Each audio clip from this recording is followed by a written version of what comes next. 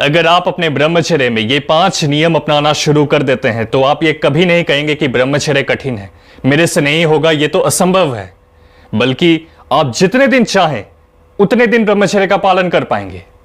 आज के समय में युवा ब्रह्मचर्य का संकल्प ले रहे हैं, लेकिन इसको निभा पाना लंबे समय तक ये बड़ी चुनौती है। ब्रह्मचर्य सिर्फ शरीर से नहीं, मन से, आध्यात्मिक दृष्टि से, और उसका असर आपके लक्ष्य पर भी हो, इस तरह से ब्रह्मचर्य का पालन करना है।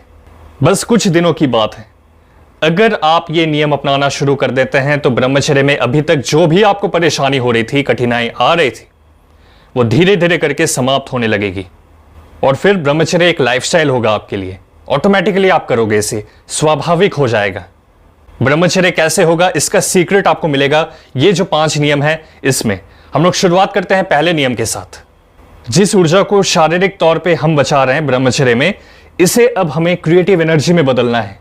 अगर आप सुबह में मेडिटेशन प्राणायाम नहीं करते तो ये ऊर्जा ऊपर की तरफ नहीं उठेगी, तब ये समस्या बनेगी। जो व्यक्ति कुछ क्रिएट नहीं करेगा, कुछ बनाएगा नहीं, तो वो चीजों को तोड़ेगा, वो चीजों को खो देगा। अगर आप ब्रह्मचर्य में किसी भी तरह की क्रिएटिव एक्टिविटी कर सको, आर्ट हो गया, म्यूजिक हो गया, या फिर आप कुछ खेल रहे हो, उसमें आप कुछ इनोवेटिव कर रहे हो, एजुकेशनल वीडियोस आप बनाते हो, किसी भी तरह की एक्टिविटी हो सकती है जिसमें आप अपनी ऊर्जा को एक नई दिशा दे सकते हो, जिसमें आपका माइंड यूज हो रहा है अच्छे काम में। एक लड़के ने हमें मेल किया जिसमें उन्होंने बताया कि पिछले 6 महीने से वो ब्रह्मचर्य पालन करने की कोशिश कर रहे हैं, लेकिन 15 दिन बाद, 21 दिन बाद जाकर हो ही जा रही है गलती।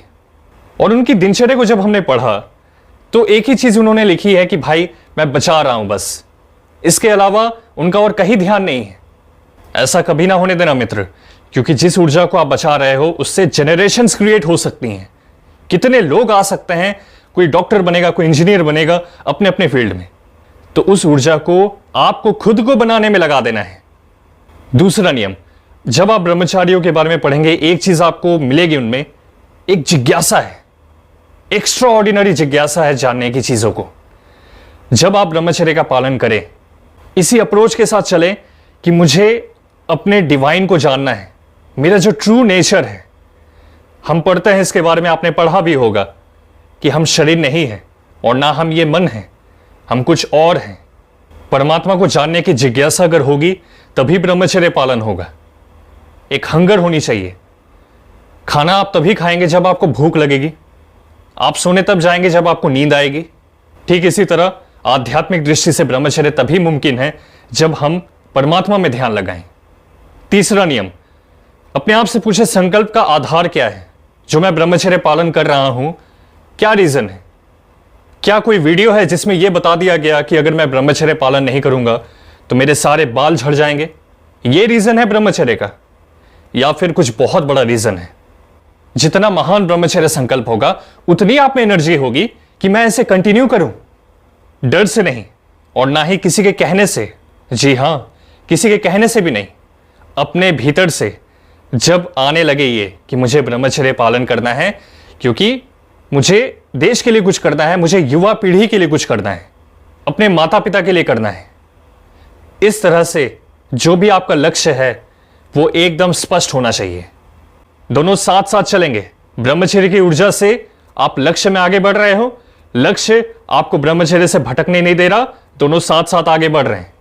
चौथा नियम, जिसके बारे में ज्यादा लोग बात नहीं करते हैं, वो है कि अपने शरीर में आलस्य को आने मत देना।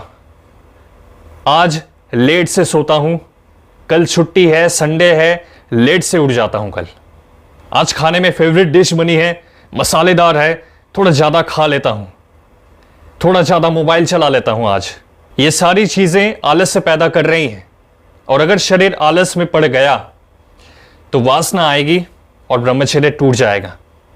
तो इंपॉर्टेंट हो जाता है अपनी दिनचर्या में हर रोज ये चेकिंग करना कि कोई चीज मुझे आलस्य की तरफ तो नहीं लेकर जा रही है। और नियम नंबर 5, डिटैचमेंट। जब आप ब्रह्मचर्य का पालन कर रहे होते हैं मित्र, तो कुछ लोगों से आपको दूरी बना लेनी होती है। कुछ ऐसी जगहें हैं जहां पर आप नहीं जाते।